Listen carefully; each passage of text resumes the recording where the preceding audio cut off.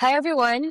Welcome back to another PundiCast by PundiX. My name's Luisa. I'm part of the business development and marketing teams at Pundi.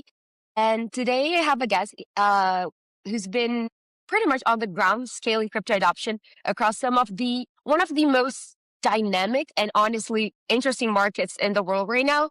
He's the head of Asia Pacific at Bitget Wallet, one of the world's largest self-custodial wallets with over 90 million users. Is that right?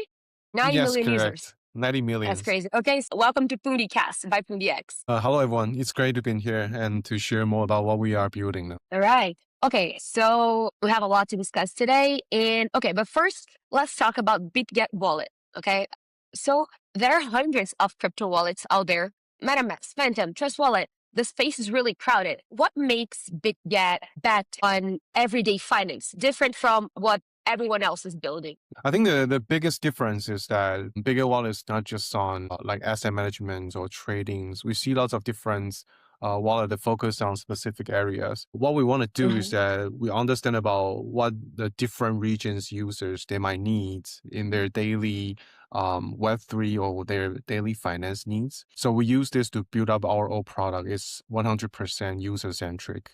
And lots of wallets these days are still talking about like tradings or build around like D-app Mm-hmm. engagement, but we try to build everything for users, how you can spend your everyday monies, and also in different regions, the demands might be different. Some regions need more like on-ramps, some more needs like the spending. So we build all this together in our app to really realize the everyday finance visions. Absolutely. That's a real distinction. Like a lot of wallets are still built for power users, for traders. Yeah. And I feel like the everyday finance angle is a fundamentally different design philosophy, right? Yes, correct. Okay, so moving on, going back to the huge number, 90 million users is a massive number. That's really impressive. But numbers can hide a lot of nuance. So I want to ask you, who is the Bitget wallet user today, and who are you actually trying to reach next? So we are the wallet that is over 5 years, 6 years. Our users, most of our users is pretty early stage they join. So the most used wallet users today is pre-degens, pre-Web3, and there are many of them are trading focused, crypto native. Until for the past 12 months, we're starting to push more on the payment features, including like online shopping, spending, cards. We see more users, they are crossing these borders, the Web2, Web3 borders. Lots of new users are curious about what is happening with the DeFi ecosystem, why lots of like Mm-hmm. DeFi tokens are getting really popular, and how can we involve? And also lots of users are trying to find out a really good use of wallets when they first join Web3. So we got more and more Web2 users or more users comes from CeFi areas that try to understand and explore DeFi. And Mm-hmm. with more specific persona, some of them comes from like high inflation markets. They need to use the stable coins, or some comes from when the market's really like pretty bad for the macro side. They want to find out a much better earn product. So they will also come to our wallet as well. So Mm-hmm. for what you ask, I think the next stage for our maybe 50 millions, 100 millions users will be really rely on how well can we realize everyday finance and get more Web2 users to join us. Yeah, I think that the gap between crypto native and crypto curious is where all the interesting stuff is happening right now. And it sounds like that's exactly the territory you're trying to move on. Yeah. So, right. So a Bitget wallet lets users spend, earn, trade, send money all in one place, right? Does Yes. it having everything in one app actually make the experience better for users, or does it risk making things more complicated? Yeah, I think this is a good question. We got these questions all the time. Like when we try to build a Mm-hmm. super app, all in one app. Just think about like imagine that when you try to buy some things, but you don't know actually which stores you need to go to. And sometimes when you, let's say you buy some beers already, but you do need some like a dozen of like life-saving stuff you want to buy in the department stores. or you want to buy something else in the sportwear. This is actually the Mm-hmm. similar situation. So the all-in-one app is that we don't want you to come in and buy everything. We want you to come in and you don't need to think too much, but you can get whatever you want here. So this actually also pretty important for the DeFi users or the early stage DeFi users, because lots Mm-hmm. of DeFi D app now, if you want to do earn, you go to one app. If you want to do trading, go to another app. So everything Yeah. is pretty like fragmented and really slow, and you need to transfer your funds everywhere. It actually makes things more like a little bit dangerous and also pretty complex. So we are trying to simplify things to put everything together, but not just on like putting everything in one app. We try to understand different type of user experience. For examples, if Gotcha. you're the user, they only want to do spending, you want to spend what you earn, but you don't really want to do lots of meme trading, then you can just click in the pay sections. All the things you need is all in the pay sections. So we are not just like put everything together, we also simplifies the user experience at the same time to make sure we really like understand what the pain points the users are facing. Mm-hmm. Yeah, that's a really honest answer, because I think the instinct when developing a product is always like to add more. I can't miss anything, but Yeah, simplicity is generally hard to build, and exactly. especially when you're a company that is so focused on the user experience, right? Oh, it sounds like the challenge is less about the features and more about making the right features invisible and in the right place, right? Exactly. Yeah. Yeah. So, okay. So moving on to our next question. You guys have the 700 million user protection fund. Yes. That's a bold statement. That's a massive number. 700 million. That's not a small number by any means.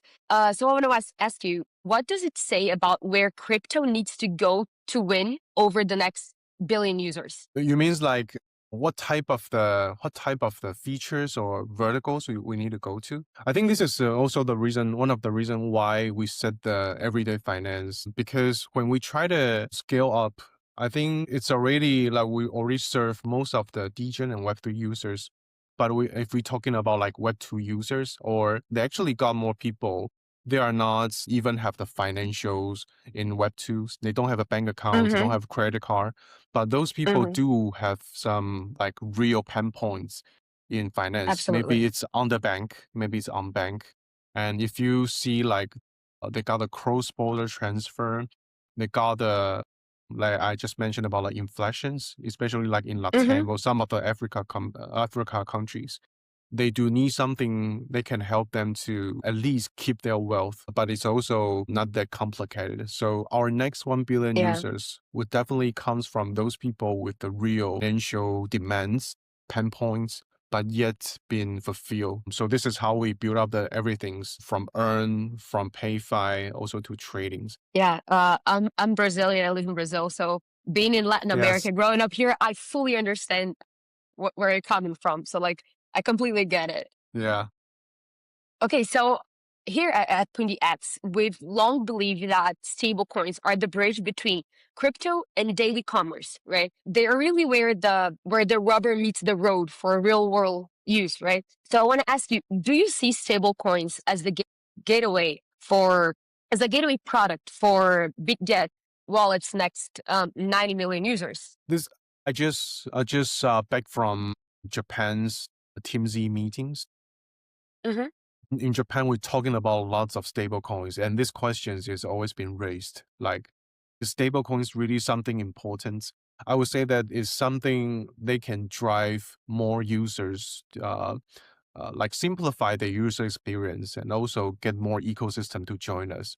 If you don't have a stable coins within like ecosystem such like Japan or Europe, it's hard for some Web2 institution or organizations to join in this ecosystem. But Mm-hmm. if you got a stable coins within the ecosystem, it's much easier for like bigger wallets type of partners to incorporate it with all the partners and to provide more services in the market as well. So we have been working with lots of partners to build up all these like on-chain payments and also like on-off ramp. And also when they're doing the payments with the like card or doing the spending, we make it Mm-hmm. possible to just use stable coins because this is way more easier for the Web2 users to understand.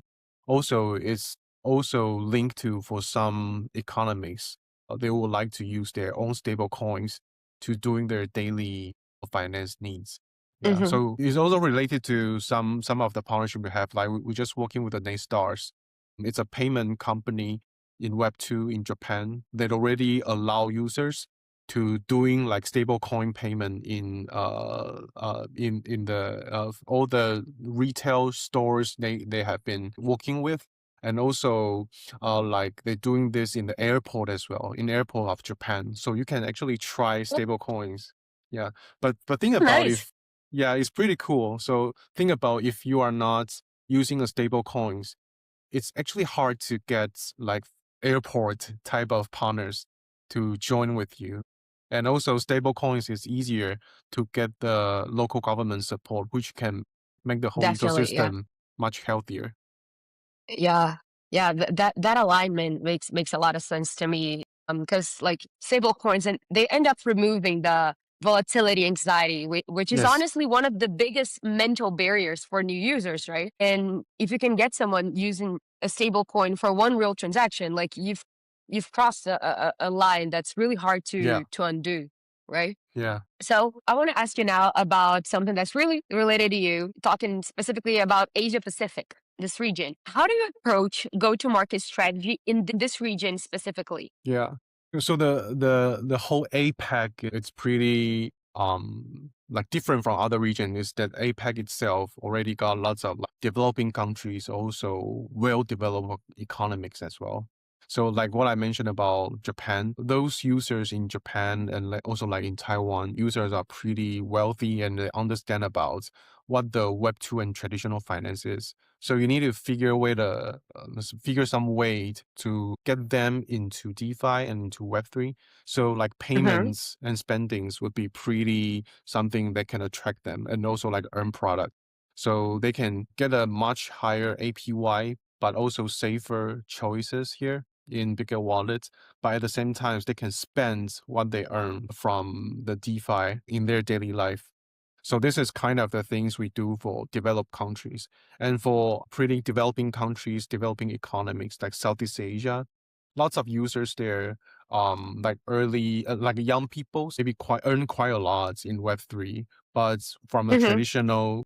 traditional type of like finance worlds, they are actually underbanked or unbanked because they cannot providing like proof of their wealth, proof of their fund, but this is how we can provide the services. And the other thing is also, it pretty depends on like what the local users needs and what the local infrastructure looks like. So like, for example, in Thailand, in Vietnam, they already got like 90% to 95% of the stores. They got a QR code because of their Web2 Mm-hmm. services.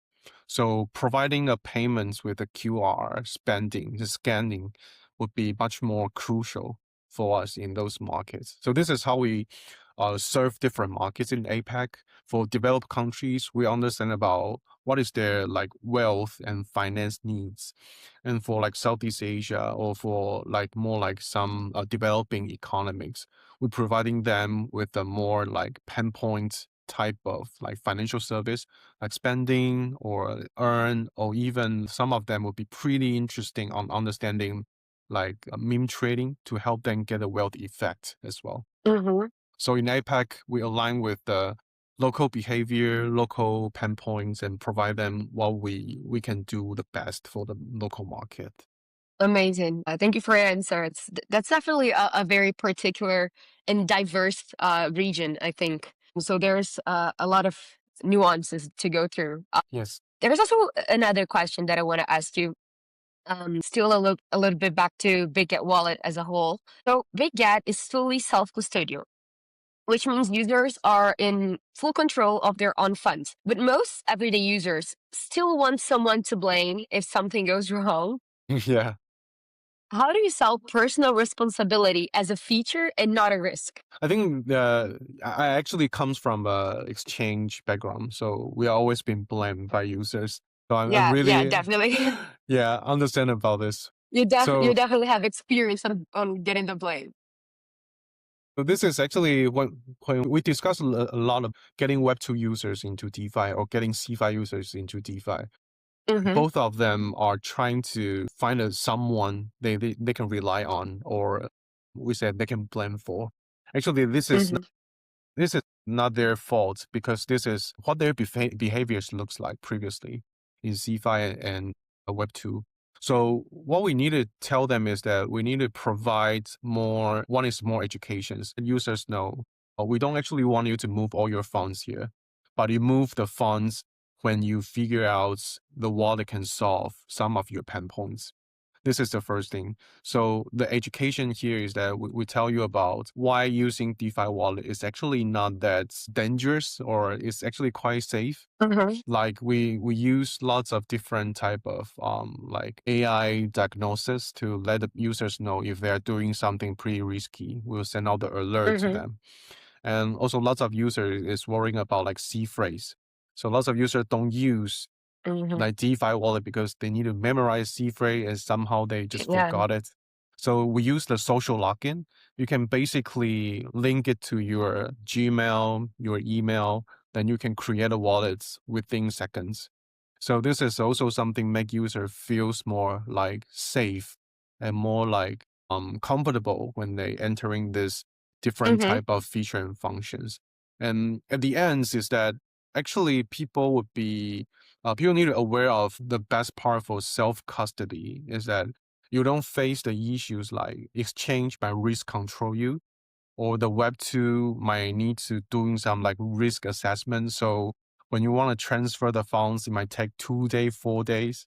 Sometimes your account might be froze. The frozen accounts are really painful for lots of users. Self custody Mm-hmm. won't make these things happen because you are the one who control your own wallets.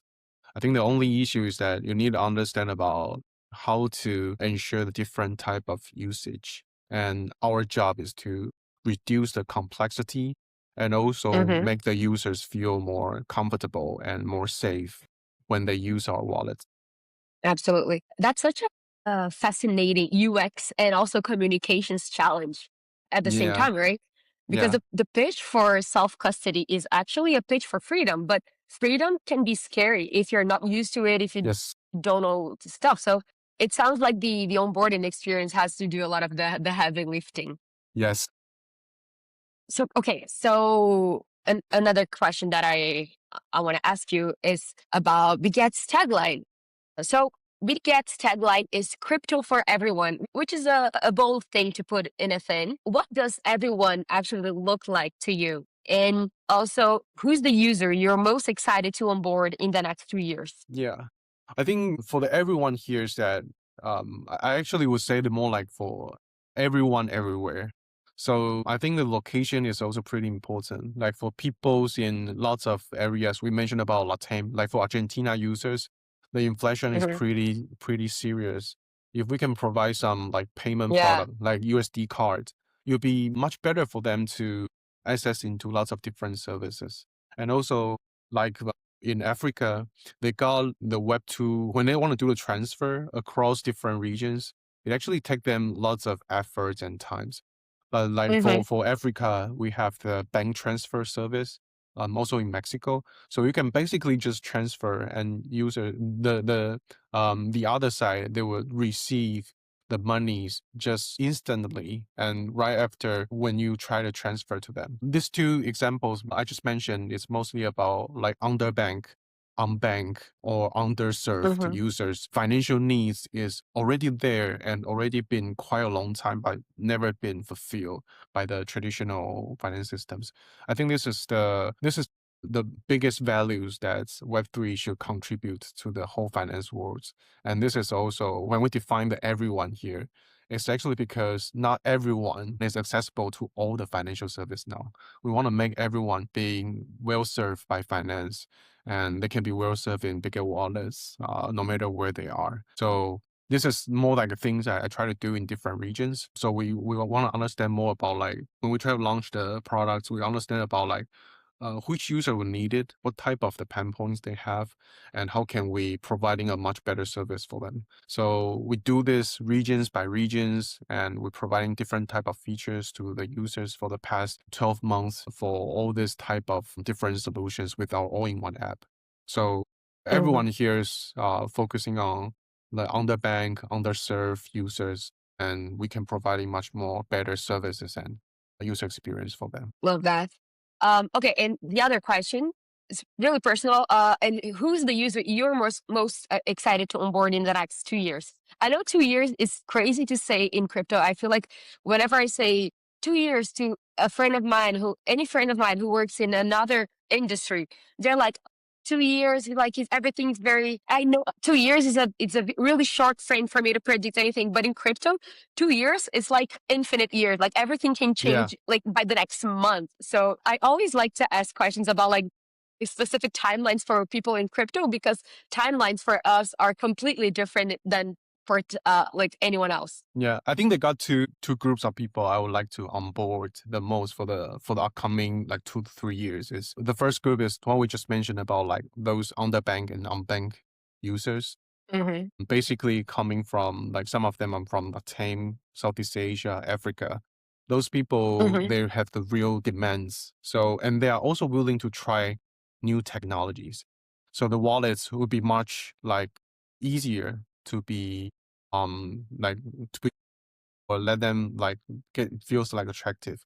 This is the first group. The other groups I would like to onboard more is that those people that already be like well trained by Web2 and they're wealthy, they got the basic funds, but they want to looking for a much better financial service, no matter it's on Mm-hmm. trading, it's on earn. So things like Japan and like Hong Kong, those type of economics, they're actually been like well served, but they are looking for some much better financial service. They try to use or try to leverage for more investments. This would be the Mm-hmm. second groups I try to onboard. So these two would be my targeted like users for the Very future two to diverse three answer. years. Yes, It's a very yes. diverse answer, but it makes a lot of sense. Okay, so last question to wrap this session. So for builders in APAC that are trying to scale a Web3 product right now, what's the one mistake you keep seeing them make? Yeah, this is also the discussions we have been always raising within the company is that Mm-hmm. we see lots of DEX or lots of DeFi products in APAC. They try to do lots of airdrop and also doing lots of like rewards distributions. It's mainly Mm-hmm. just to get users on board, but you don't really think about okay, so what does the users really needs? What is their Mm-hmm. daily demands? What is their pain points? So basically, the user just comes, get your airdrop, and then leave. So nothing changes for their daily life. They just earn maybe huge amounts, but mostly it's a small amount of the rewards. Yeah.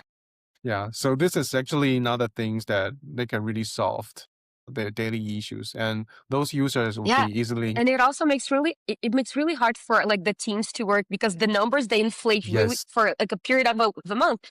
Numbers inflate, and by the next month, there's no one else there. Like everybody's yes, gone. No, but you don't have a real client base, right? yes. So this is, I feel like this. You're absolutely right.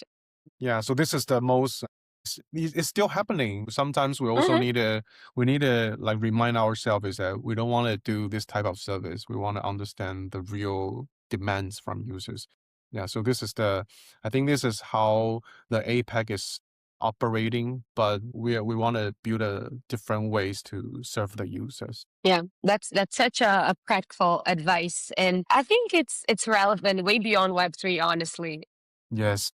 so, yeah, well, thank you so much. This has been genuinely a great conversation. Thank you so much for taking time to talk with us. I hope we'll have other opportunities. And yeah, I think what Bitget Wallet is building is really important for where crypto needs to go, making it simpler, safer, and also like actually usable for people who aren't already in the space. So I'm really excited to watch what you do next across APAC and the company as a whole. So yeah, thank you so much. And for everyone listening, if you enjoyed this episode, please share it, leave it a review, and we'll see you the next time. Thank you so much. Thank you, guys. Thank you so much, Will. Bye-bye. Okay, so now we'll stay here. I'm just going to stop the recording, and once it uploads, then